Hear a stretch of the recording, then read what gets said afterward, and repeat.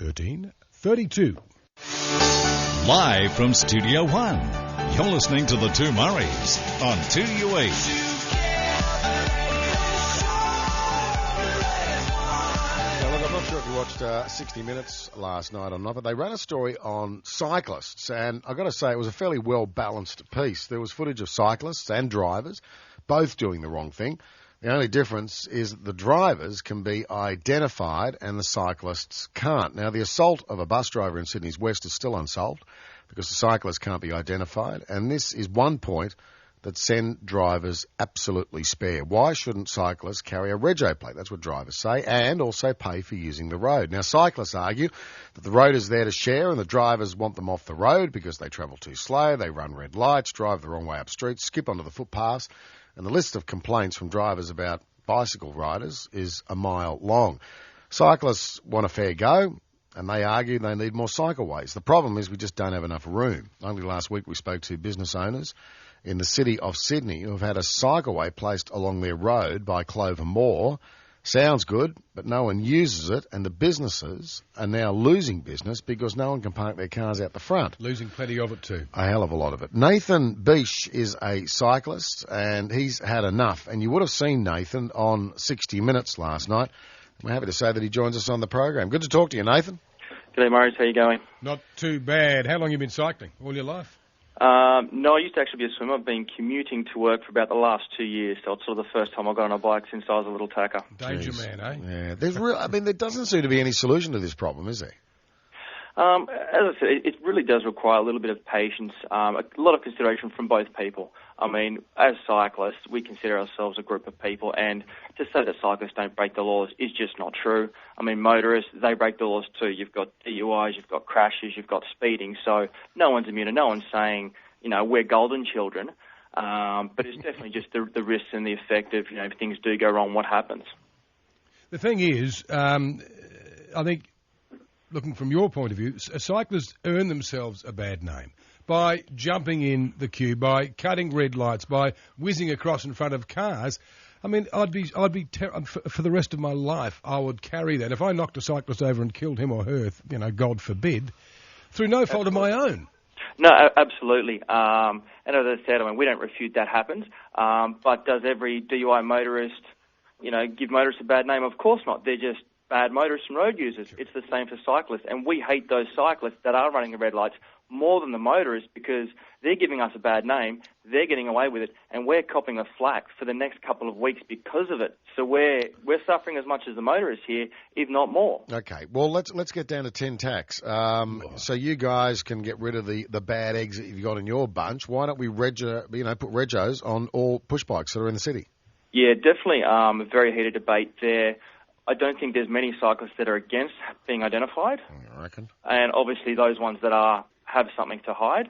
Now, I believe it was the South Australian government that looked at this, and their decision was that the feasibility and the cost of implementing a system would not be beneficial. Now, I'm not too sure exactly in which ways they were talking about, but in terms of society, they said it wasn't going to be feasible, and it would actually take money away from roads. Registration doesn't build the roads. That's probably one of the most misconceived points that's out there. It's the tax system, which cyclists, pedestrians use as well. I mean, a pedestrian uses a footpath. They don't have number plates. They don't pay for the footpaths. Let's get them off too. But sadly, too many cyclists are using footpaths and bowling over pedestrians. According to who, sorry? Well, just according to all the stats around the city of Sydney will tell you, people stepping out onto the pavement, kaboom, they're cleaned up oftentimes by couriers who were whizzing along in total breach of all the road rules. They shouldn't be on a footpath. Absolutely. And I realise it's pretty bloody dangerous to be out on the main carriageway as well. Yeah. Not so much. Really? Victorian Police did a crackdown start of previous year, 2009.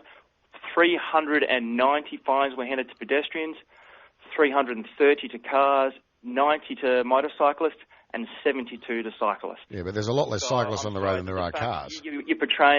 What you're portraying is not true. Yeah, but Nathan, there's a lot less cyclists on the road than there are cars. Of course those stats are going to be the way that they're set up. As a percentage, more cyclists obey the rules than the cars were, as a percentage.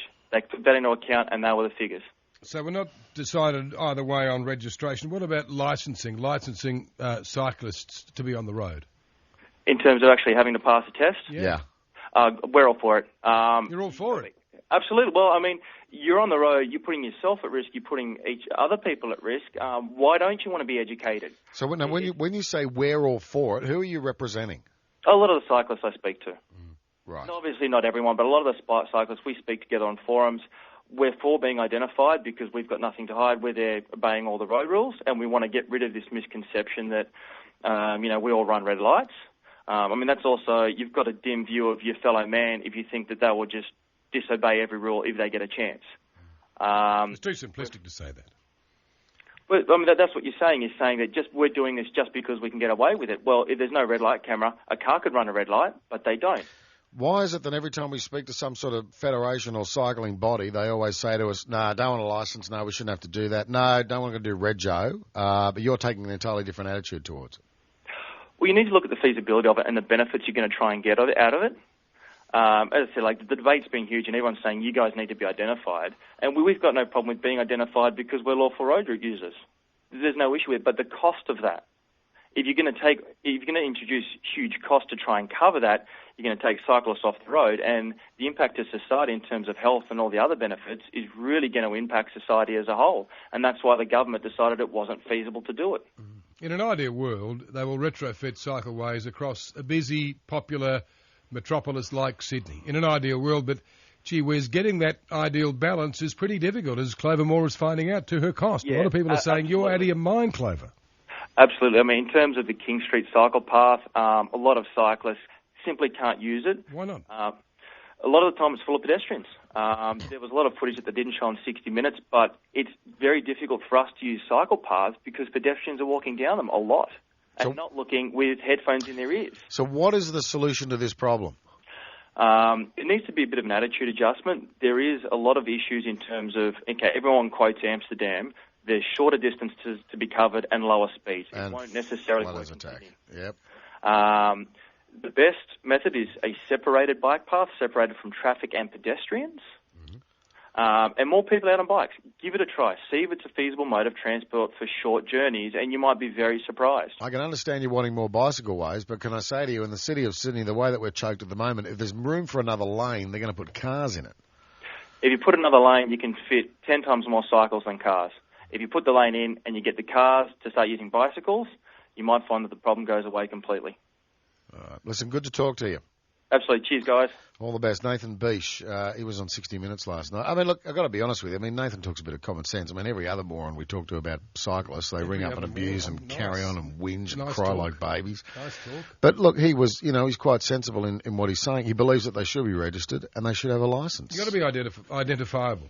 Because that way, the idiots, and let's face it, they're idiots behind the wheel of big cars as well. Yeah. And those idiots, like the police on the weekend, did you see the stats? The number of speeding P-platers they caught, unbelievable. I know. You can identify an idiot behind the wheel of a car because of the registration plate. Why not put one on a bike?